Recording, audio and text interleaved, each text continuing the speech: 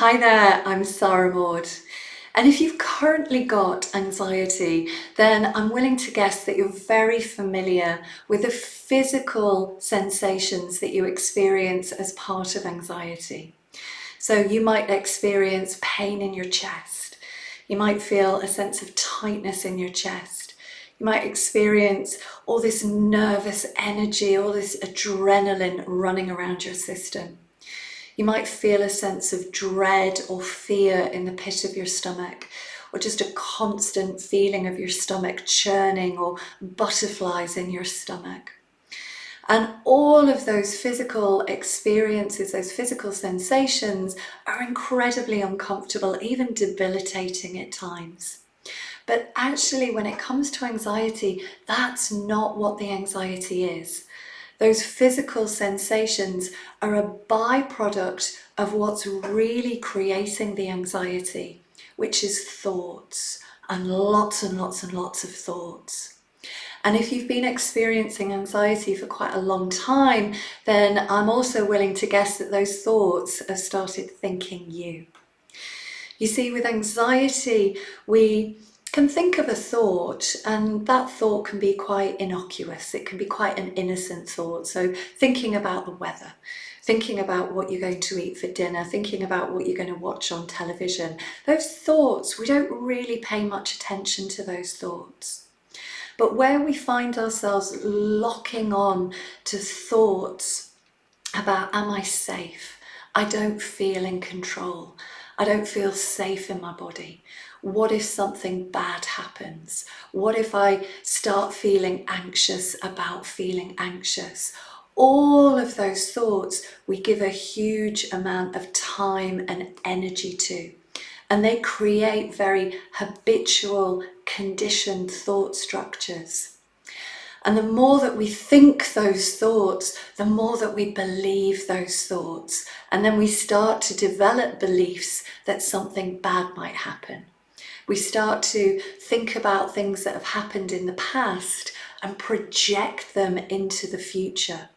So for example, feeling anxious about feeling anxious, you might be thinking about a situation that's coming up, whether that's a presentation, whether that's going on a flight, whether that's going to a social event, whatever it is, but you're taking all of those past experiences and projecting into the future what you think is going to happen.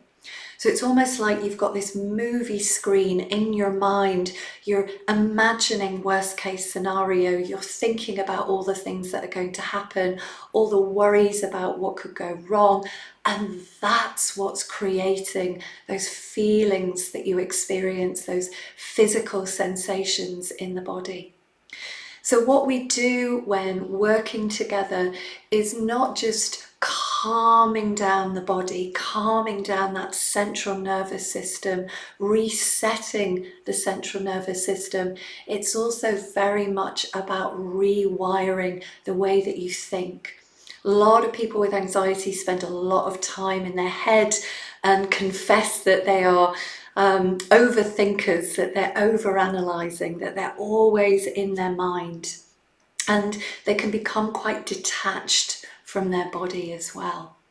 So we're going to be looking at rewiring those repetitive anxious thoughts and clearing up any memories which are still being triggered from past events, things that have either created that anxiety in the first place, events, situations, circumstances, and then also clearing up any of the memories which are still being triggered that again are causing those physical sensations. Because when we've experienced something and it's created an elevated emotion in us, when we've set off our body's survival response, the brain takes a snapshot of that. And it takes a snapshot of that because we are primed for survival. But the mind doesn't know the difference between what's a real threat and what's a perceived threat. So take something like the fear of public speaking. If you've experienced feeling fear, if you've experienced the freeze response, absolute terror about speaking in public, then your brain thinks that something significant is happening. So it will record all of that sensory data. What it is that you're seeing, you're feeling, even you're smelling, tasting, touching. It's recording all of that because it thinks that this is something that it needs to alert you to. It thinks that your survival is in threat. So even when you've experienced that, what that then does is when you think about the same kind of situation happening, or you think about even something similar happening, like having to speak in public again, your brain doesn't know that you're not in that experience. Even just thinking about those experiences is enough to set off a domino effect, and bang, you're back in those feelings of anxiety. Or you find that if you've been experiencing anxiety for a really long time, you've just got so accustomed to that feeling of anxiety that for some people it can feel quite strange to start feeling safe and calm in their body. But it's something that absolutely can be achieved. So we will work to dissolve all of the originating events, even if you can't exactly remember what created the anxiety in the first place. That's okay. We have techniques and methods to be able to do that. Really calming down your body's central nervous system and changing the way that you think and you feel, and rewiring those thought structures, rewiring those beliefs so that you can get on living your life feeling safe, feeling calm, feeling grounded, feeling safe in your body, and feeling like you can deal with whatever comes your way. So if you'd like to know more, then do drop me a line at Sarah at Sarah Maud Hypnotherapy, or you can drop on to the link below and book a free consultation. And I'll look forward to speaking to you very soon. Bye bye for now.